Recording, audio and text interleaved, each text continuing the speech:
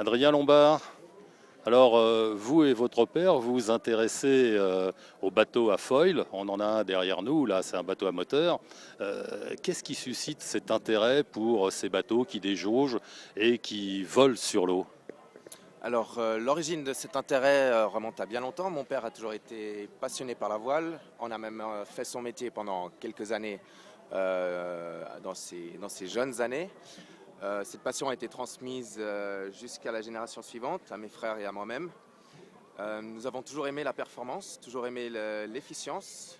Donc, nous nous sommes associés en 2005 avec le projet français Hydroptère. Ce projet a été couronné de succès en 2009 avec plusieurs records mondiaux sur courte distance.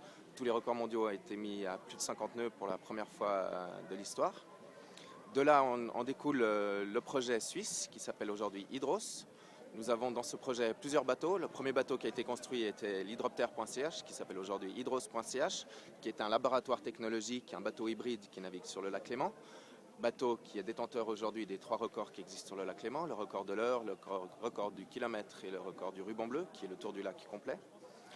L'année dernière, nous avons participé à la Petite Coupe de l'América, qui est le championnat du monde des classes C, avec 2 bateaux courant sous les couleurs de la Suisse.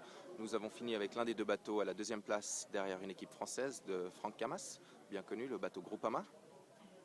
Et le dernier né de la famille Hydros, qui est un bateau à moteur à foil, qui est encore en phase de développement, mais qui fonctionne déjà relativement bien, qui est le dernier bateau et avec lequel nous essayons d'améliorer la consommation des bateaux à moteur, avec un gain jusqu'à 30-40% de consommation à performance équivalente. Votre but, c'est la recherche, hein, ce sont des réservoirs d'idées qui vous intéressent. Oui, bien sûr, c'est la recherche. Donc il y a une grande implication de l'EPFL avec nous depuis plusieurs années. Tout le côté académique est bien sûr une manière de justifier toute cette recherche, au-delà de l'écologie, de l'amélioration de l'efficience des bateaux, l'implication des écoles, comme on le voit aujourd'hui sur une compétition de plusieurs jours, avec 14 universités qui viennent s'affronter sur le lac. C'est pouvoir leur donner un outil pour pouvoir améliorer et donner un sujet très intéressant certainement pour un sujet d'étude. Et le côté académique est quelque chose qui tient à cœur vraiment à l'équipe Hydros.